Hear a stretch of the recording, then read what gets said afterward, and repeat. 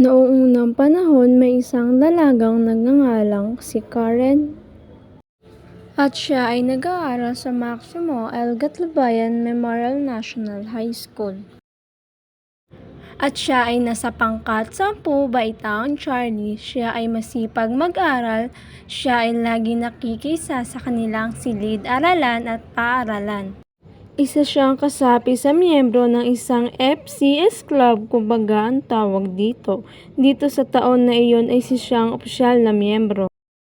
Ito ang mga kanilang ginagampanan dito ay nagpapakain sa mga batang kulang sa sustansya at payat.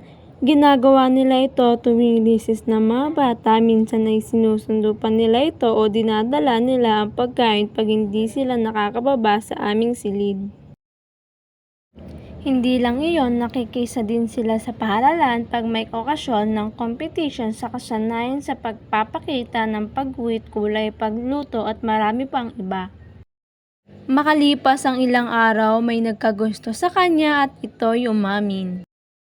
Pagka-uwi niya ng kanilang bahay, nagdadalawang isip pa siya kung aaminin niya ba ito sa kanyang ina.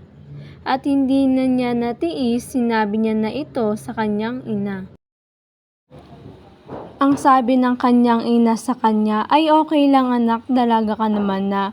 Nasa sayo na yan at basta huwag mo pababayaan ang iyong pag-aaral at huwag magmamadali sa lahat ng bagay bilang magnobya kung sasagutin mo man siya."